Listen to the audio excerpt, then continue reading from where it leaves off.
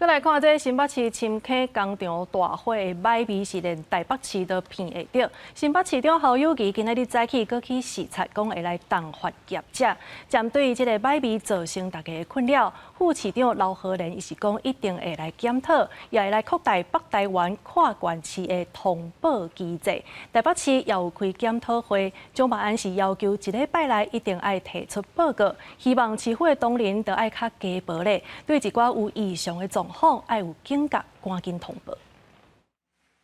新北深坑工厂大火，恶臭飘散城北地区引起民怨，小出市府处理消极。新北市长侯友宜日过去深坑视察，慰问深坑卫生所甲前进指挥所关心民众身体公布爽快。根据卫生局统计，这个事件有5个人送医经过治疗，症状已经缓解。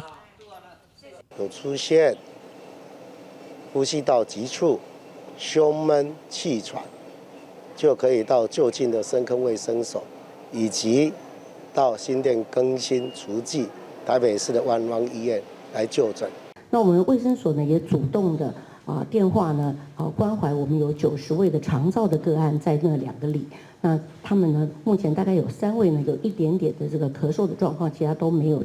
症状。针对事故环境甲责任归属，副市长刘和莲点名工厂有违法责任，有疏失就会追究严办，强烈监督改善。伊违反公务法，相当会当罚工厂500万。另外，空品检测、副法警甲大学生的检测数值拢是0，也毋过恶臭所互民众感受落差大。国家保办对外说明慢一步，刘和莲特别讲需要改进，也提出会甲品操所合作，佮扩大甲台北糖园家人跨县市的通报机制。我们有闻臭师。其实我们有这样的编制，未来我们都会纳入我们在救灾时候的参考，尤其是工厂性的火灾哈。台北也受乌烟恶臭影响，市长蒋万安也是在文山区公所慰问监察工作人员，强调爱强化联系作业，提高警觉，互相提醒对上处理，不容易发生只顾家己无管别人。宁愿捞过界，不要3不管；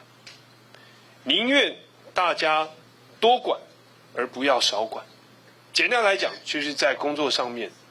大家要鸡婆，